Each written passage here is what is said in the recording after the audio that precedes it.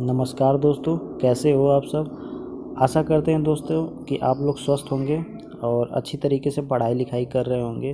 दोस्तों आज हम लोग नागरिक शास्त्र का अध्याय 3 जिस चैप्टर का नाम है सरकार क्या है, इसके बारे में डिटेल में समझेंगे। तो चलिए दोस्तों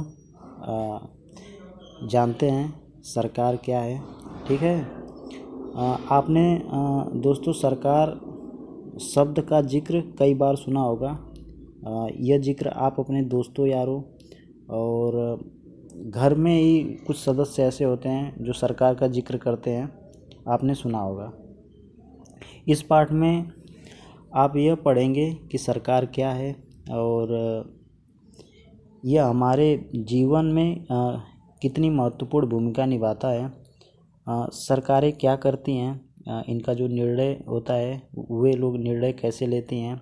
अलग अलग तरह की सरकारें जैसे लोकतांत्रिक सरकार, राजतंत्री सरकार के बीच क्या अंतर होता है, ये सब कुछ हम लोग बहुत ही डिटेल में और सरल भाषा में चर्चा करेंगे ताकि आपको खूब अच्छी तरीके से समझ में आ जाए। तो चलिए दोस्तों देखिए, लिखा है कि हर एक देश को विभिन्न निर्णय लेने एवं काम करने के लिए सरकार की ज़रूरत होती है। जैसा कि सभी लोग जानते हैं कि पूरे विश्व में जितने भी देश हैं वहाँ पर निर्णय लेने के लिए एक सरकार की ज़रूरत होती है।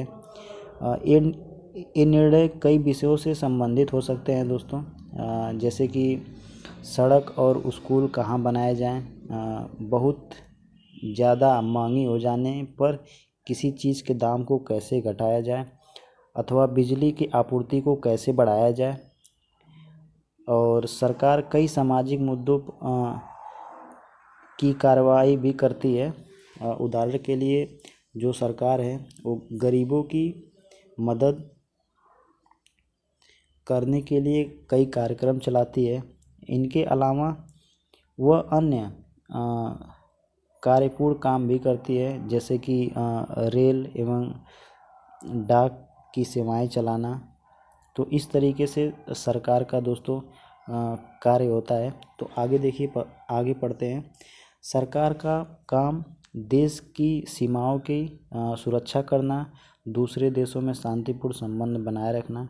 सरकार का दोस्तों काम यह होता है कि अपनी सीमा का सुरक्षा करना और दूसरों के देश में शांतिपूर्ण संबंध बनाए रखना।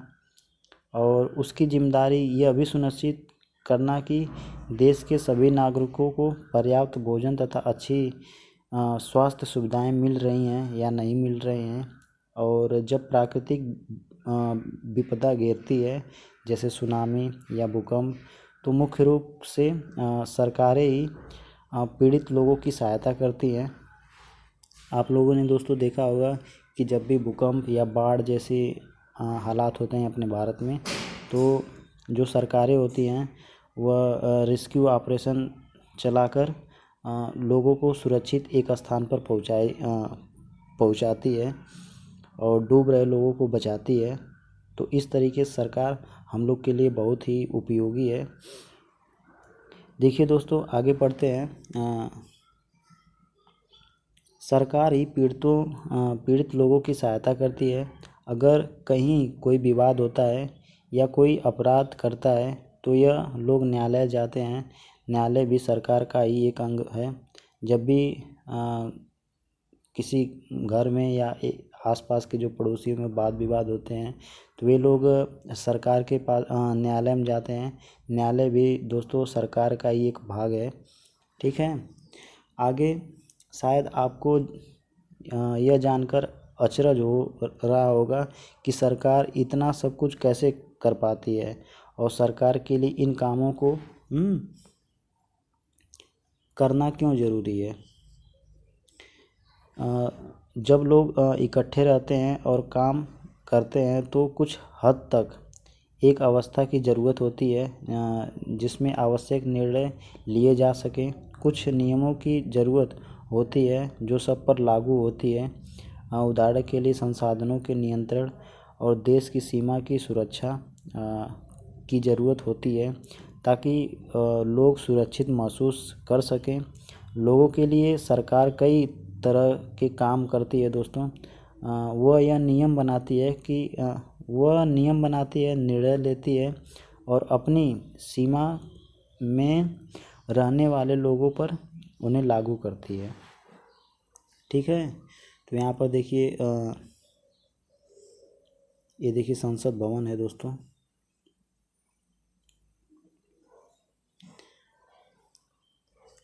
कुछ उदाहरण जो सरकार के अंग हैं, जैसे सर्वोच्च न्यायालय, ठीक है, भारत पेट्रोलियम, भारतीय रेल। ये देखिए यह ट्रेन है, ठीक है, इंडियन रेलवे स्टेशन, इसका फिगर दिखाया गया है। अब हम लोग दोस्तों चर्चा करेंगे सरकार के स्तर। तो दोस्तों अब आपको पता है कि सरकार कितनी सारी अलग अलग चीज़ों के लिए जिम्मेदार है दोस्तों। जैसा कि मैंने बताया है अभी कि सरकार क्या क्या कर सकती है और उसके ऊपर क्या क्या जिम्मेदारियां होती हैं। तो क्या आप सोच सकते हैं कि सरकार ये सारे जो इंतज़ाम है वह कैसे करती है? दरअसल सरकार अलग अलग स्तर पर काम करती है, स्थानीय स्तर पर, राज्य स्तर पर और एवं राष्ट्रीय स्तर पर। दोस्तों सरकार जैसे स्थानीय स्तर पर भी कार्य करती है, राज्य स्तर पर भी कार्य करती है और राष्ट्रीय स्तर पर भी कार्य करती है और अंतर्राष्ट्रीय स्तर पर भी उसकी कुछ भूमिका होती है कार्य करने की। स्थानीय स्तर का मतलब आपके गांव, शहर या मोहल्ले से है। स्थानीय स्तर का मतलब, चूँकि आप लोग थोड़ा समझे होंगे तो आपके आसपास में जैसे ग्राम प्रधान, महाप्रधान, ठीक है, बीडीसी के प्रत्याशी और विधायक, एमएलए, ठीक है। इससे बड़े स्तर पर जाएंगे तो आपका डिस्ट्रिक्ट में सांसद होते हैं। ये लोग सरकार के ही एक मुख्य अंग होते हैं। देखिए राज्य स्तर का मतलब होता है दोस्तों जो पूरे राज्य को ध्यान में रखे। जैसे हरियाणा या असम की सरकार पूरे राज्य में काम करती है।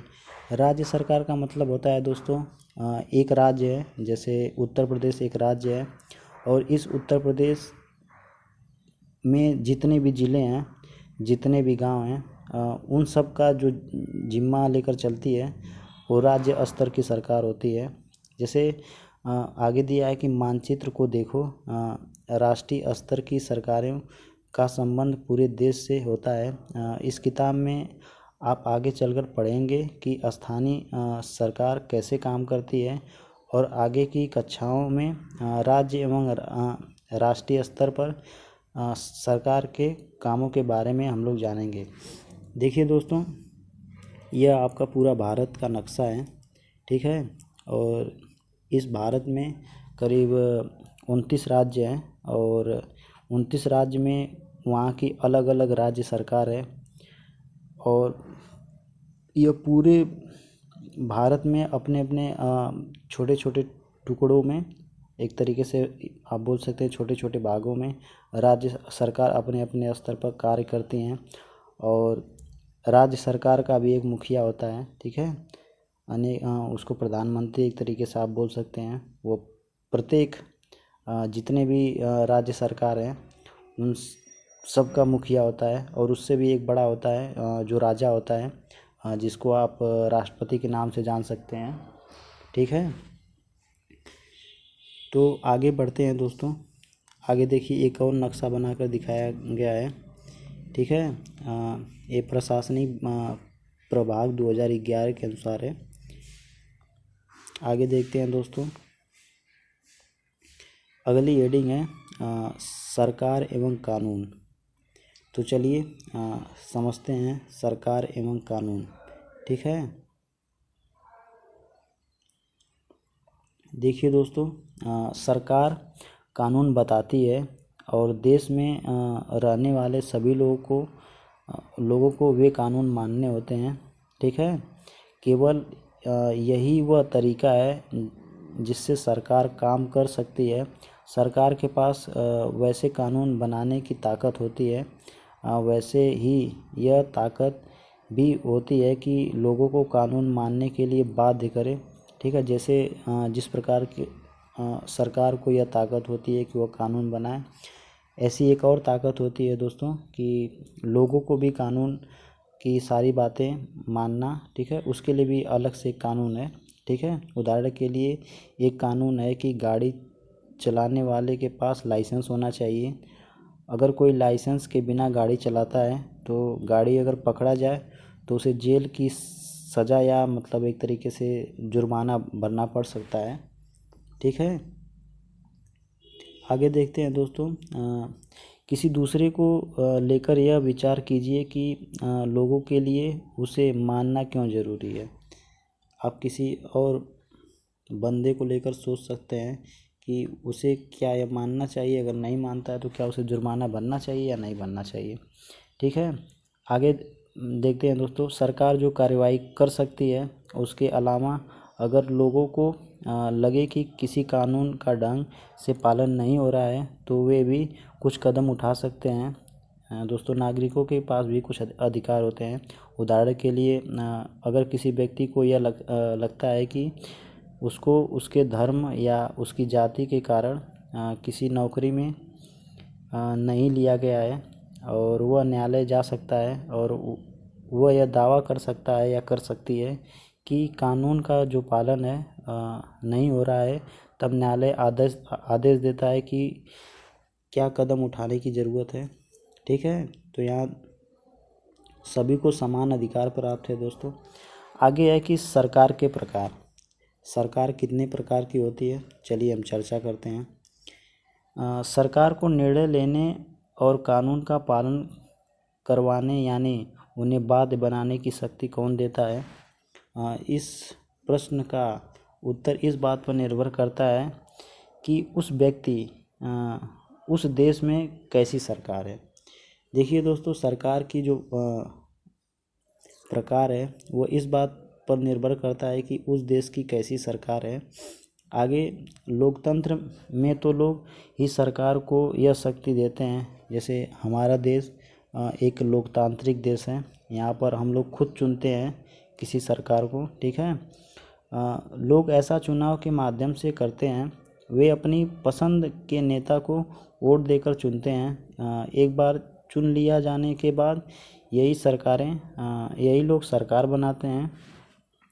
लोकतंत्र में सरकार को अपने निर्णय एवं उठाए गए कदम के आधार पर बताना होता है और सफाई देनी भी होती है, क्योंकि जो इनकी सरकार होती है लिमिटेड टाइम के लिए होती है। अपने भारत में 5 वर्ष के लिए सरकार बनाई जाती है। देखिए आगे क्या लिखा है, पढ़ते हैं। एक दूसरी तरह की सरकार होती है जिसे राजतंत्री सरकार कहते हैं। इसमें राजा या रानी के पास निर्णय लेने और सरकार चलाने की शक्ति होती है। राजा के पास सलाहकारों का एक छोटा सा समूह होता है जिसमें वह विभिन्न मुद्दों पर चर्चा कर सकता है। अंतिम निर्णय लेने की शक्ति राजा के पास होती है। लोकतंत्र के समान राजतंत्र में राजा या रानी को अपने निर्णय लेने के आधार नहीं बताने पड़ते हैं और न ही अपने निर्णय की सफाई देनी पड़ती है। तो जो दोस्तों, मैं एक राजा की फ़ोटो दिखा रहा हूँ आपको, यह राजा हैं, लेकिन अगर कोई निर्णय लेते हैं तो इनके निर्णय में कोई सफाई नहीं देनी पड़ती है, क्योंकि ये राजा हैं। और जो लोगों के द्वारा राजा चुने जाते हैं उनको अपनी सफाई भी देनी पड़ती है कि उन्होंने ऐसा काम क्यों किया, ठीक है। अब लोकतांत्रिक सरकार के बारे में चर्चा करेंगे। देखिए, भारत एक लोकतंत्र है और इस लोकतांत्रिक व्यवस्था को पाने के लिए हमने लंबी लड़ाई लड़ी है। संसार में और भी कई देश हैं जहां लोगों ने लोकतंत्र लाने के लिए बहुत संघर्ष किए हैं। ऊपर बताया जा चुका है कि लोकतंत्र की मुख्य बात यह है कि लोगों के पास अपने नेता को चुनने की शक्ति होती है। इसलिए एक अर्थ में लोकतंत्र लोगों का ही शासन होता है, ठीक है। अन्य ऐसे कई देश हैं जहाँ राजतंत्र चलता है। जैसे अगर आप दुबई चले जाइए, सऊदी अरब चले जाइए, अगर ब्रिटेन अगर आप चले जाते हैं तो यहाँ पर राजतंत्री व्यवस्था है, ठीक है। दुबई में मतलब दुबई के जो राजा हैं वह शासन प्रणाली व्यवस्था को चलाते हैं। ब्रिटेन की एक महारानी है, जोलिस कुछ ऐसे नाम है, नाम नहीं याद आ रहा है, वो वहाँ की पूरी राज व्यवस्था चलाती हैं, ठीक है। तो उनका जैसे पीढ़ी के अनुसार ये राजतंत्र चलता है, इसमें किसी अन्य लोगों को उसमें शामिल नहीं किया जाता है, ठीक है। आगे देखते हैं दोस्तों, लोकतंत्र में मूलभूत विचार यह है कि लोग नियम को बनाने में भागीदार बनकर खुद ही शासन करें। और आज के समय में लोकतांत्रिक सरकार को प्रायः प्रतिनिधि लोकतंत्र भी कहते हैं। प्रतिनिधि लोकतंत्र में जो लोग सीधे भाग नहीं लेते हैं बल्कि चुनाव की प्रक्रिया के द्वारा अपने प्रतिनिधि को चुनते हैं। ये जो प्रतिनिधि मिलकर सारी जनता के निर्णय के लिए निर्णय लेते हैं। आजकल कोई भी सरकार अपने आप को तब तक लोकतांत्रिक नहीं कह सकती जब तक वह देश के सभी वयस्क नागरिकों को वोट देने का अधिकार न दे दे, ठीक है। आगे है दोस्तों, लेकिन हमेशा ऐसा नहीं था। क्या आप विश्वास कर सकती हैं या कर सकते हैं कि एक समय ऐसा था जब लोकतांत्रिक सरकारें औरतों और गरीबों को चुनाव में भाग नहीं लेने देते थी। देखिए, जब पहले चुनाव ना होते थे समथिंग आज से 30-40 अब 25-30 साल पहले, तो वहाँ पर गरीबों को मतलब उसमें भाग नहीं लेने दिया जाता था। अपने शुरुआती दौरों में सरकार केवल उन्हीं पुरुषों को वोट देती थी जो पढ़े लिखे होते थे और जिनके पास अपनी खुद की संपत्ति होती थी। इसका मतलब था कि औरतें, गरीब और अशिक्षित को वोट देने का भी अधिकार नहीं होता था। देखिए, जो अशिक्षित होते थे और महिला होती थी उन लोगों का, और गरीब होते थे उन लोगों को वोट देने तक का भी अधिकार नहीं होता था, ठीक है। ऐसी स्थिति में देश उन्हीं नियमों के सहारे चलते थे जो ये गिने चुने पुरुष बनते थे या बनाए जाते थे, ठीक है। आगे दोस्तों, भारत में जो आज़ादी है उसके पहले बहुत ही कम लोगों को वोट देने का अधिकार था, ठीक है। आज़ादी के पहले बहुत कम लोग थे जिन्हें वोट देने का अधिकार था। इसलिए जनता ने संगठित होकर इस अधिकार की मांग की। गांधी जी समेत कई नेताओं ने इस अन्यायपूर्ण व्यवहार का विरोध किया और उन्होंने भी जोर शोर से यह मांग उठाई। और सन 1931 में यंग इंडिया पत्रिका में लिखते हुए गांधी जी ने कहा कि मैं यह विचार सहन नहीं कर सकता कि जिस आदमी के पास संपत्ति है वह वोट दे सकता है, लेकिन वह आदमी जिसके पास चरित्र है या संपत्ति या शिक्षा नहीं है वह वोट नहीं दे सकता। जो दिन भर अपना पसीना बहाकर ईमानदारी से काम कर कर वह वोट नहीं दे सकता क्योंकि उसने गरीब आदमी होने का जो उसे है गुनाह है, ठीक है। देखिए, एक फिगर है उसमें वोट्स फॉर वुमेन के लिए मतलब 1931 में बहुत बड़ी जंग लड़ी गई थी। तब से मतलब अपने भारत में जो गरीब हैं, औरतें हैं और सबको वोट देने का अधिकार प्राप्त हो गया। ये सब संविधान के लिखने के बाद ही हुआ कि यहाँ सबको अधिकार मिल गया कि यहाँ उनको वोट देना है, उनको नहीं देना है। ये संविधान जैसे लागू हुआ उसके बाद सब समान तरीके से देखे जाने लगे। उसके पहले दोस्तों बहुत भेदभाव होता था जब तक संविधान नहीं आया था। देखिए, ये चैप्टर दोस्तों यहीं पर समाप्त हो जाता है। नेक्स्ट चैप्टर में हम लोग अगले अध्याय 4 के बारे में चर्चा करेंगे दोस्तों। या आप लोग को वीडियो कैसा लगा कमेंट में ज़रूर बताइए और यह भी बताइए कि हमें किस टॉपिक पर और वीडियो बनानी चाहिए। तो दोस्तों, अगर चैनल पर नए हैं तो चैनल को सब्सक्राइब कर लीजिए, लाइक का भी ऑप्शन है उसको भी दबा दीजिए और बेल आइकन का भी ऑप्शन है उसको भी प्रेस कर दीजिए ताकि जो भी मैं नई वीडियो बनाऊं वो आपको उसका जो नोटिफिकेशन है वो आपके पास पहुंच जाए। तो दोस्तों मिलते हैं नेक्स्ट वीडियो में, तब तक के लिए धन्यवाद।